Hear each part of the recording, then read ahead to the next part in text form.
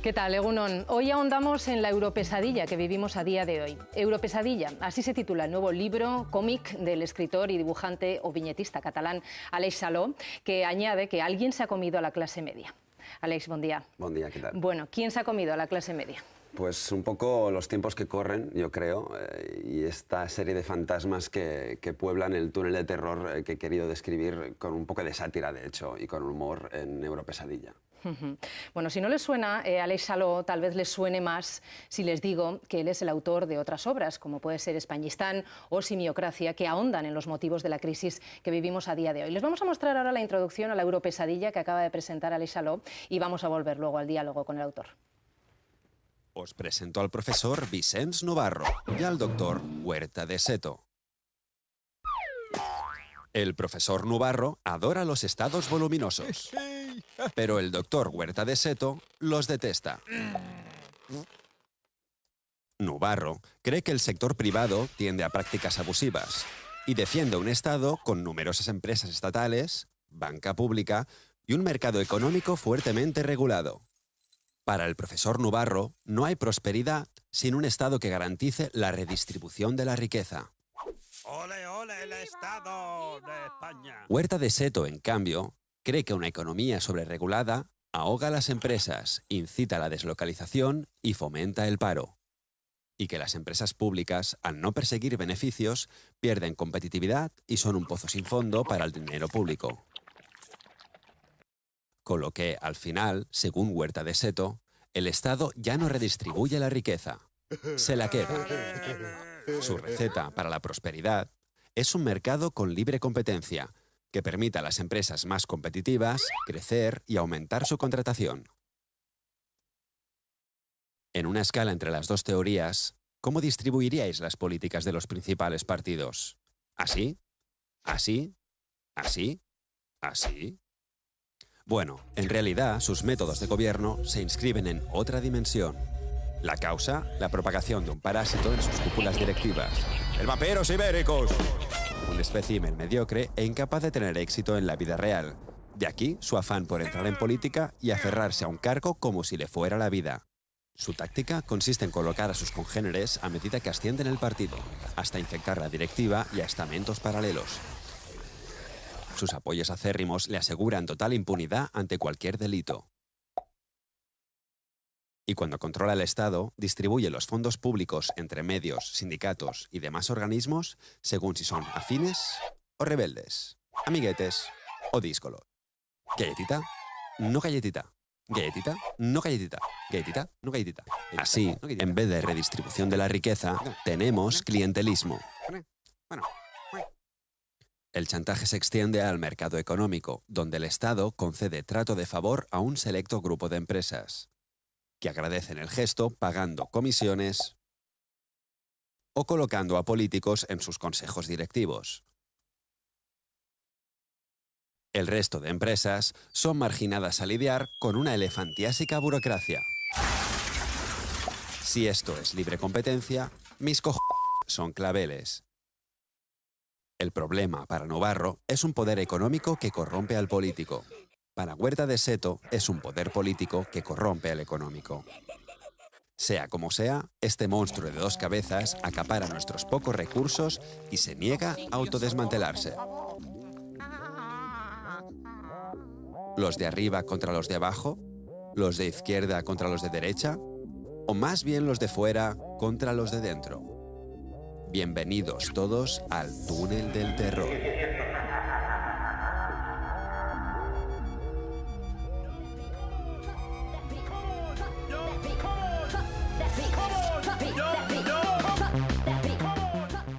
Bueno, pues aquí han visto la introducción a la europesadilla. Me acabas de comentar, Alex, que has firmado tu libro o tus libros a trabajadores del Ministerio de Economía y que dicen que están bastante de acuerdo con esto, con tu visión. Bueno, a ver, supongo, salvando las distancias, evidentemente, seguramente ellos tienen una visión mucho más auténtica o desde dentro, ¿no?, de cómo está enfrentándose el gobierno a esta gran recesión, ¿no? Y en este caso ahora mismo creo que hay bastante rivalidad entre el Departamento de Hacienda y Economía. Bueno, aquí la verdad es que planteas, estamos todos como buscando la fórmula, ¿no? ¿Qué hacer para conseguir o seguir con una prosperidad que teníamos hasta hace unos años, ¿no?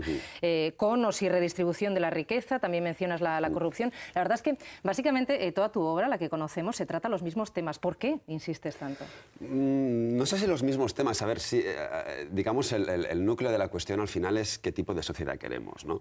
Y yo realmente, más que ir a proponer teorías políticas o económicas, casi me limito a hacer como de profesor de secundaria, que no es fácil, pero un poco situar al espectador, en este caso el book trailer intenta definir un poco los dos diagnósticos principales que está viendo ahora mismo de la situación, ¿no? La que pide más Estado y más redistribución de la riqueza, y la que pide más libre competencia y más capacidad de las empresas para poder, pues eso, crecer y contratar más gente, ¿no? Hay una inmensa labor de documentación en tus obras. ¿Trabajas solo o tienes un equipo? Bueno, el cuerpo principal, digamos que es un trabajo casi solitario de dibujante, de autor, del que está en casa escribiendo guiones durante horas, pero aún así he querido contar con asesores y grandes amigos que son tanto del sector de la historia, de los historiadores, de politólogos, economistas, y aparte pues he tenido también la necesidad de ir directamente a Bruselas a poder entrevistarme con trabajadores o funcionarios de la Comisión Europea, con parlamentarios del Parlamento Europeo, y ver un poco de primera mano qué es lo que se cuece allí, ¿no? Es un trabajo que podríamos decir periodístico también, ¿no? ¿Qué te sale antes, los dibujos o el texto? Pues te diría que un poco a la vez, ¿no? Porque cuando se me ocurren los conceptos, son conceptos a la vez gráficos y a la vez, digamos, textuales, ¿no? En este caso, cuando se me ocurre pues, el embalaje para la historia de película de terror, no es de una forma gratuita. Es pensando, por ejemplo, pues, que la eurozona es un gran Frankenstein, ¿no? Es un Frankenstein monetario porque es una fusión de economías muy diversas, ¿no? Las del norte y las del sur, con necesidades muy distintas, pero que están regidas por un solo banco central y por unas solas políticas monetarias. Eso la hace pues, una fusión casi monstruosa, muy difícil de gestionar, ¿no? Igual que hay un Frankenstein, pues también hay este vampiro, digamos, que es esa élite extractiva que yo intento describir tanto en el book trailer como en el libro, y que en el caso pues, español le he puesto vampiros ibéricos. Antes de ahondar en estos vampiros, tu obra también se conoce mucho a través del vídeo. ¿Qué funciona mejor, el vídeo o el libro? Las dos cosas cumplen una función muy importante, ¿eh? El vídeo hace como de locomotora, como de, digamos, de propagador, digamos, del concepto, del proyecto. Además es gratuito, es una especie como de casi de regalo, ¿no? al público para que lo pueda compartir, lo pueda debatir, lo pueda criticar también. Pero además tiene entidad propia este vídeo. No es un anuncio, sino que tiene entidad propia y no repite lo del libro. Lo que pasa es que viene a complementar también lo que luego ya entra más extensamente en materia, el libro. Y el libro en este caso habla mucho de Europa, está centrado en Europa, ya no la europesadilla actual alrededor del euro, sino incluso la búsqueda de la propia identidad europea a lo largo de los siglos, las preguntas que nos haríamos todos a la hora de pensar, bueno, ¿realmente sabemos qué es Europa y qué papel ha tenido, tiene y tendrá Europa en el mundo? Sí, una Europa que la presentas además a través de tus dibujos bastante atolondrada, con una crisis de identidad terrible, ¿no? Sí, yo creo que la tiene, y sobre todo cuando amplías un poco la óptica histórica te das cuenta realmente que la supuesta hegemonía europea en el mundo ha sido algo históricamente muy reciente, ¿no? De hecho ha sido la excepción a la regla en un mundo en el que generalmente casi siempre ha sido Asia la que ha dominado. Y ahora, curiosamente, nos estamos viendo en esa, digamos, esa encrucijada en la que parece que Asia por fin está volviendo a competir con nosotros en igualdad de condiciones, ¿no? O sea que nos estamos acercando a un cambio de potencias. ¿Va a ser Asia o China la gran potencia que nos va a mandar? Gran pregunta. No me atrevería a decirlo, porque estamos acostumbrados de las últimas décadas a una gran hegemonía estadounidense en este caso, y luego el resto de Occidente detrás de él.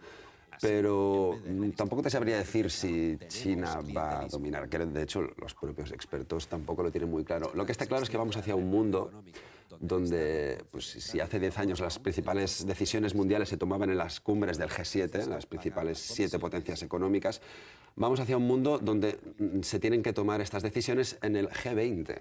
es decir, en las cumbres de los 20 países más importantes. Es decir, cada vez hay más países cuya opinión no tiene que ser tomada en cuenta, ¿no? O sea, vamos hacia un mundo más multipolar.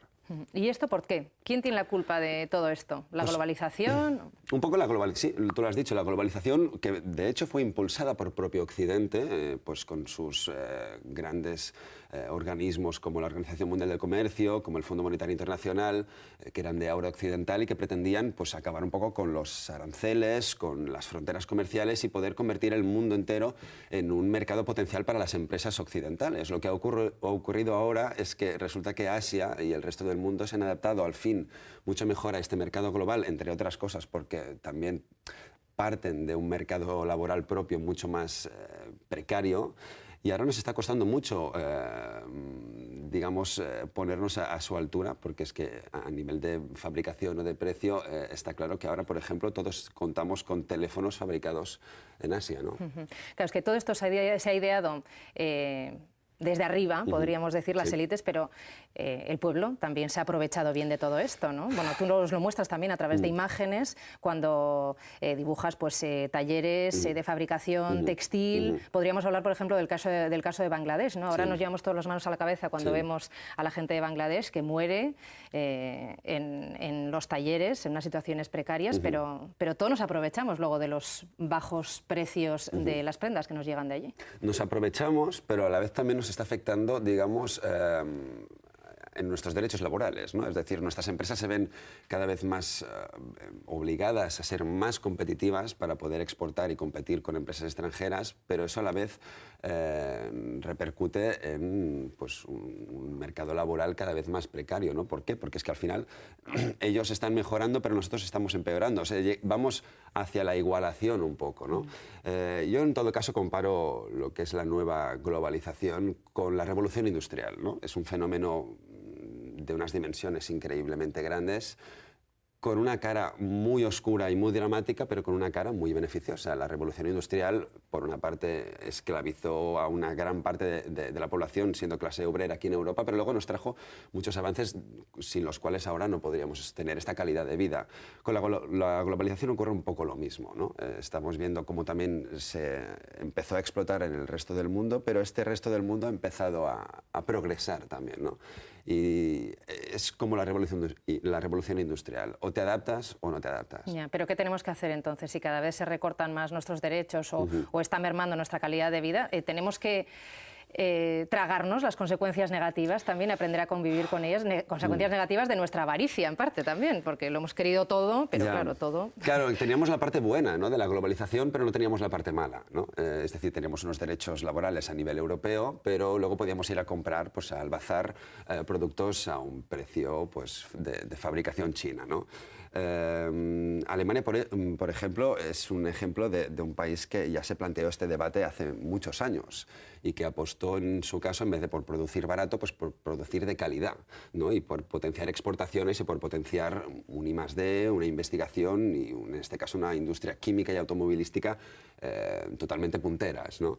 En el caso español, quizá el problema es que llegamos tarde a este debate. Es decir, la burbuja financiera y luego la burbuja inmobiliaria nos, digamos, nos atontó un poco, nos dopó de crédito barato y nos hizo poder pasar durante estos años prácticamente sin notar los efectos de la globalización.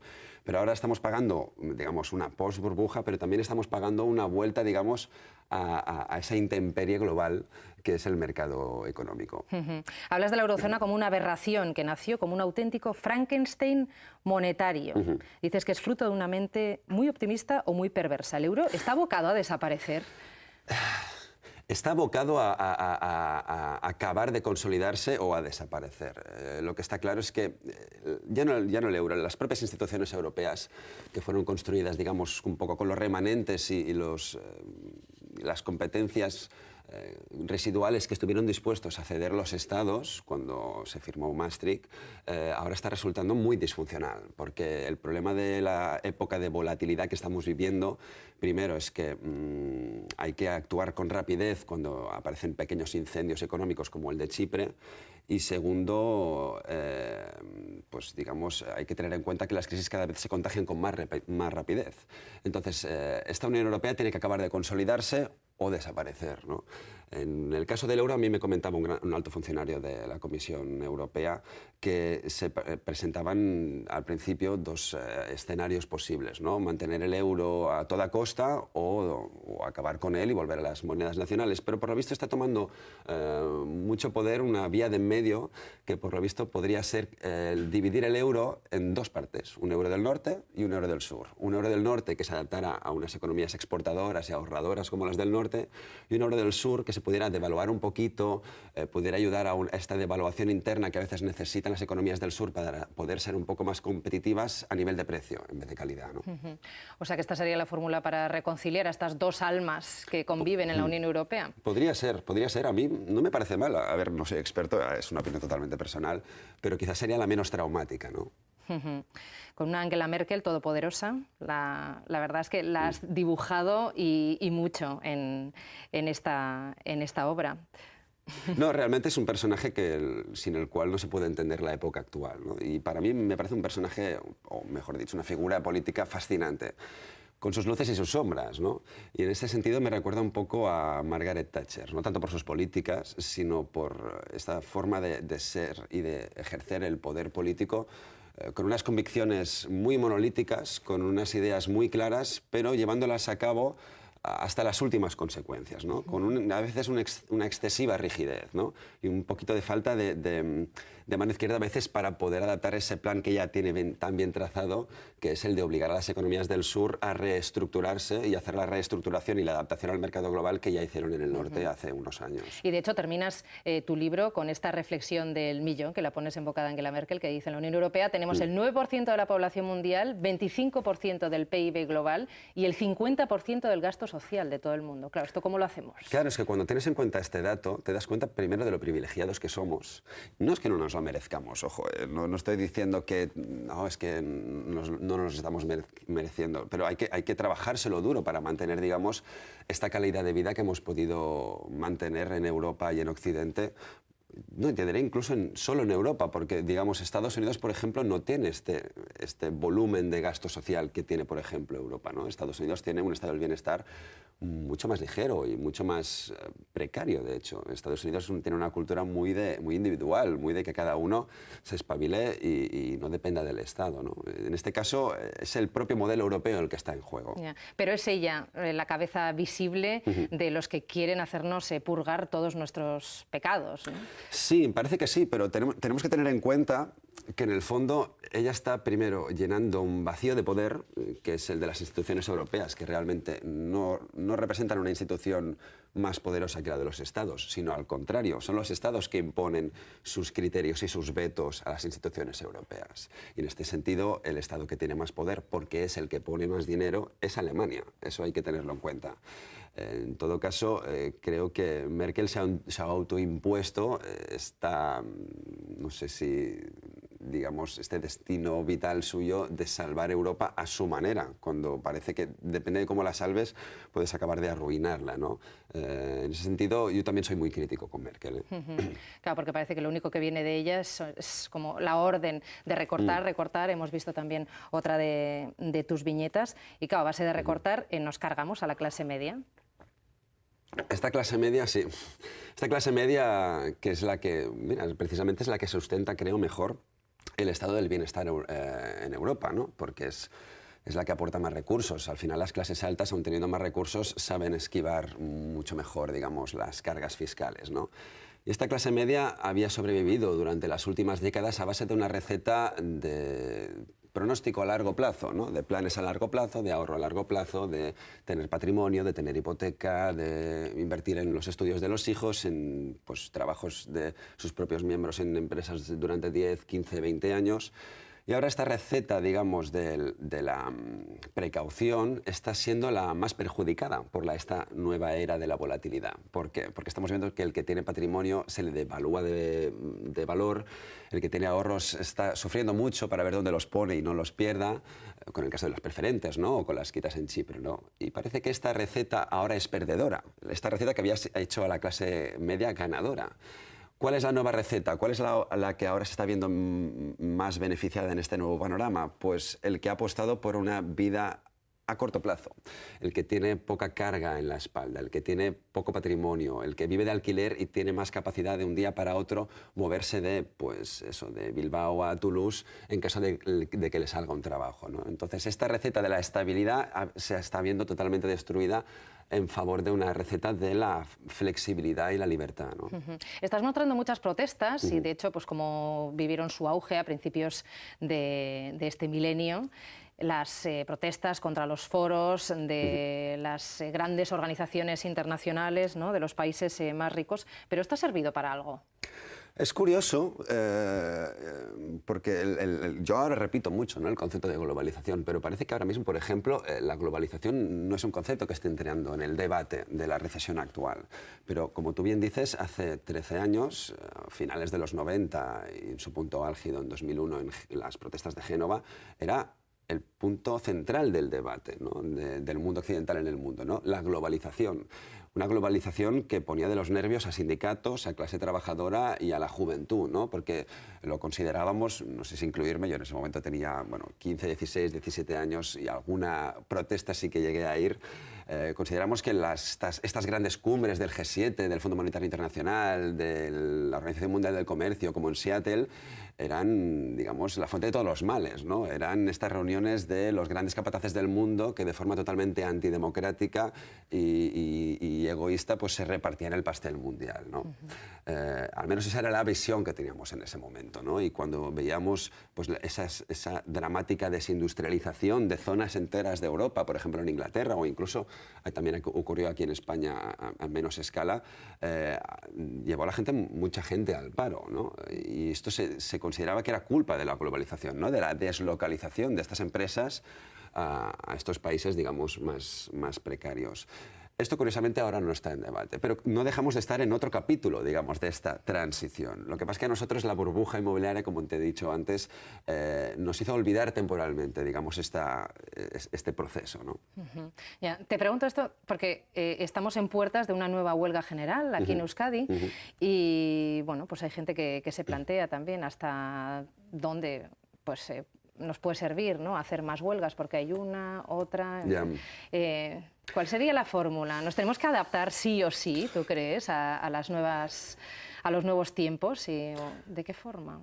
A ver, a veces es que no sé si somos un país que damos mucha importancia a los, digamos, a los rituales más visibles, ¿no? La manifestación, el scratch, el vídeo en YouTube, todo eso está muy bien. Pero realmente al final yo soy muy partidario de que la clase trabajadora o los autónomos o cualquier sector de trabajadores se organice y haga un trabajo, digamos, detrás de cámara, ¿no?, entre bambalinas, de organización, de presión a los partidos, de negociación con ellos, también de planteamiento, digamos, totalmente normal de ideas y de intentar también negociar y partir de una posición de máximos y luego quizás ceder un poco para llegar a un punto medio, pero al menos tener algo, ¿no? Porque eso es de hecho lo que están haciendo los sectores económicos desde hace mucho tiempo. Una de las cosas que me gustó de ir a Bruselas es darme cuenta cómo allí tienen totalmente normalizado el concepto del lobby empresarial, pero el lobby empresarial no tanto como, que también no deja de ser una forma de egoísmo, pero no tanto como pues eso, un monstruo que quiere pues, influir en el Parlamento, sino realmente como algo muy transparente. Es decir, los lobbies están en un registro en el propio Parlamento, tú puedes preguntar, tú puedes seguir sus reuniones, lo que ellos piden al Parlamento, pero en cambio esa es una actividad que la ciudadanía no hacemos. Y si no la hacemos, ellos la hacen por nosotros, a su manera, ¿no? El sector de la industria, el sector de pues, la fabricación del plástico o de lo que sea, ¿no? En ese sentido, y yo creo que realmente necesitamos apuntarnos como trabajadores más a los sindicatos. Tenemos una sindicación muy baja aquí en España. Creo que no llega casi ni al 3%, cuando en Europa lo normal es que más de un 8% de la población forme parte de sindicatos, ¿no? Lo mismo con asociaciones, es decir, está muy bien que nos manifestemos, pero entremos en esa asociación, organicémonos, no solo firmas, también hagamos un plan a largo plazo, un calendario realmente de presión para que nos tomen en cuenta. Has estado mucho en Bruselas. ¿Qué te comentan? ¿Hasta cuándo puede durar esta recesión? ¿Sabes qué pasa? Es que ahí ya en el norte de Europa ya no consideran que están en recesión. Ellos consideran que pasaron un bache que fue más o menos solventado y que bueno, se están adaptando a los cambios, pero como se llevan adaptando desde hace más de 10 años, ¿no? Creo que la visión es muy distinta a la que tenemos ahora mismo en el sur de Europa, de la misma manera que tampoco es lo mismo lo que sentimos en Portugal y España que lo que sienten en Italia, ¿no? Por ejemplo, aquí, por ejemplo, en España creo, y en Portugal, y por no decir evidentemente Grecia e Irlanda, somos los países que lo estamos viendo más negro, porque realmente y seguramente partíamos de muy arriba y estamos yendo mucho más abajo. El caso del paro en España es paradigmático, por ejemplo, ¿no? Ya no es tanto el déficit o la reducción del PIB, sino realmente que haya una cifra tan alarmante de paro. Sí, nos planteamos también, incluso tú te planteas en tu libro, si vamos a volver a vivir como hace una década, en algún momento en el futuro. ¿En un sentido bueno o malo, quieres decir? Bueno, esto, cuando se plantea esta pregunta, es, ¿tendremos el nivel de vida de hace una década? Sí, ya sé qué quieres decir. Sí, un poco lo que la gente espera, pensando que es decir... ¿Van a volver los nuevos tiempos? Exacto. El pensar si realmente la recesión esta es un paréntesis, ¿no? Y que cuando se acabe, ¿no? Salgamos del bache, ¿no? Cuando la que está cayendo, ¿no? Cuando deje de caer, cuando pare la tempestad, ¿no? Cuando se vaya el temporal. No, es que esto no es una cosa temporal. Aquí quizá un poco habría que cambiar el chip, ¿no? No es una cosa que a la que pase volveremos a estar a los niveles de 2007. Digamos, eso fue una excepción muy rara.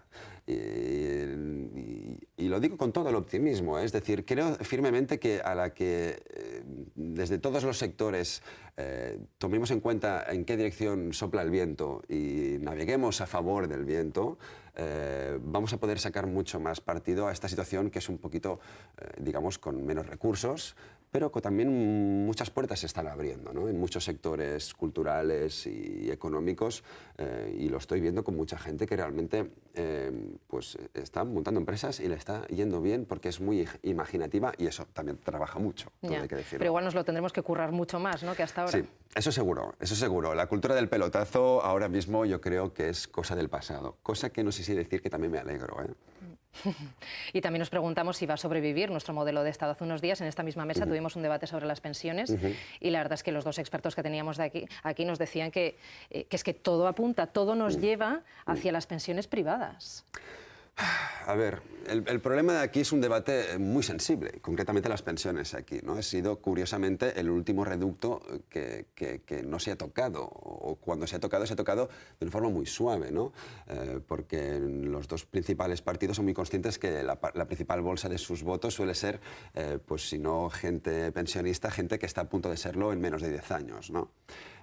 Lo que está claro es que, claro, en una pirámide poblacional que cada vez se reduce más por debajo, en una población joven que cada vez se va más al extranjero a trabajar, con un paro en aumento, el concepto de las pensiones, igual que muchos otros sectores del Estado, hay que rediseñarlos de alguna manera.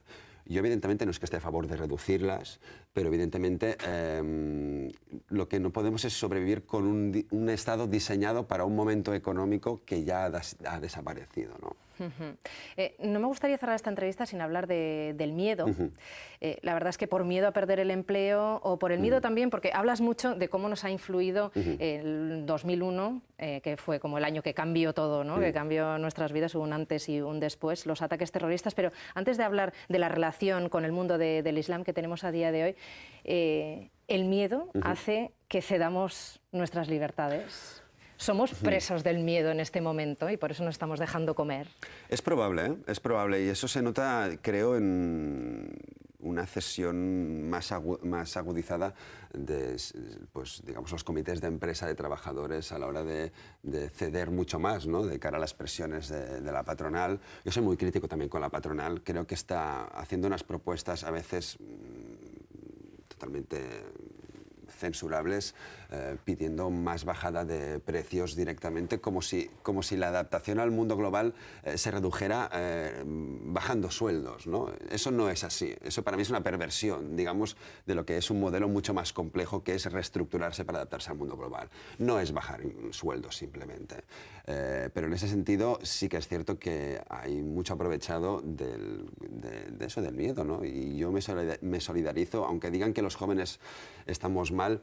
Yo, digamos, creo que es mucho más duro, más que ser de 25 o 30, es mucho más duro ser de 45, porque es probablemente una edad en la que uno ya tiene familia e hijos y quizá también hipoteca, y es una edad en la que uno no se puede permitir irse al extranjero con tanta facilidad y suele tener mucho más miedo, porque el miedo que a veces no tiene uno para sí, lo tiene para con su familia, ¿no? Ese sí para mí debe ser el peor miedo, ¿no? Cuando uno ve que puede perder el trabajo. Ya, pero que te paraliza. Sí. Hablando de miedos también, el miedo que ha ido surgiendo como al diferente, al Islam. Tengo la sensación de que a través de tu obra también quieres tender un puente, ¿no? O mostrar que el Islam no solamente es negativo, o sea, esta es como la versión más terrible, el terrorismo islámico, ¿no? Pero que el Islam ha habido momentos de mucha prosperidad que se le ha traído a la humanidad también. Sí, sí, completamente. Es decir, trato a lo largo de la historia varios capítulos de relación de Europa con el Islam, porque ha sido una constante en los últimos siglos, ¿no? Por ejemplo, en la Edad Media el Islam fue el agente externo que ayudó a Europa a tomar conciencia de sí misma, ni que fuera en contraposición al Islam, ¿no? Europa no empieza a tomar conciencia de sí misma hasta que no se ve a ella misma como la cristiandad, ¿no? Luego hemos tenido capítulos pues, hablando, como decíamos, del año 2001. ¿no? El Islam ha sido a veces paradigmático en la relación de Occidente con el resto del mundo, ¿no? Es decir, ver el resto del mundo con miedo y no como es decir, como un potencial enemigo, ¿no? Ya por defecto, ¿no? Incluso sectores que no tienen nada que ver con el terrorismo, ¿no? Yo intento recordar en el libro, por ejemplo, este capítulo de los atentados de Utoya, en Noruega, que fue un atentado de fundamentalismo cristiano de extrema derecha, racista y europeísta. Y nadie se le ocurrió en ese momento, cuando hubo ese atentado, que además fue una absoluta masacre, empezar a tener miedo de los rubios nórdicos, ¿no? Por ejemplo, nadie cayó en eso, evidentemente. Pero en cambio, cuando hay un atentado de un fundamentalista islámico pues de tez oscura, lo más probable es que ya entren en sospecha toda la comunidad musulmana de tu barrio, ¿no? Ayuda un poco a poner en contraposición, ¿no? Porque el Oriente, y en concreto el Islam, nos sirve un poco para entendernos a nosotros mismos también. Y ya para terminar, la verdad es que el mundo del cómic está viviendo todo un auge. Está tu trabajo, también podemos mencionar el de Joe Sacco, Guy Delisle. O sea, son trabajos muy ligados a la actualidad también. ¿Qué crees que aportáis? Pues no creo que sustituyamos el trabajo periodístico, ni creo que sea la voluntad, al menos en mi caso. Pero sí que creo que el cómic puede, desde un flanco más de entretenimiento, de cultura popular, hacer de puente, ¿no? Hacer de puente entre el público y, digamos, luego una prensa o un periodismo mucho más especializado y mucho más, a veces, denso, ¿no? También incluso. Pero las imágenes del cómic también te permiten plantear unos debates de una forma mucho más gráfica, ¿no? Yo cuando intento representar, por ejemplo, qué era Europa en el segundo milenio antes de Cristo, perdón, en el tercer milenio antes de Cristo, lo puedo resumir muy fácilmente con una imagen, ¿no? Que es ver, por ejemplo, Stonehenge, que era lo máximo construido en Europa, con las pirámides y con los zigurats, ¿no? Que se ve muy bien la diferencia de alturas. Es decir, la gráfica es nuestro fuerte aliado. Bueno, pues Àlex, mucha suerte. Muchas gracias por haber estado con nosotros y compartir tus reflexiones sobre el papelón que tenemos a día de hoy. Pues muchísimas gracias, ha sido un placer. Muy bien, pues esperemos que hayan disfrutado ustedes también de la entrevista. Nos vemos mañana. Es que ricasco, rizotagatik, agur bier arte.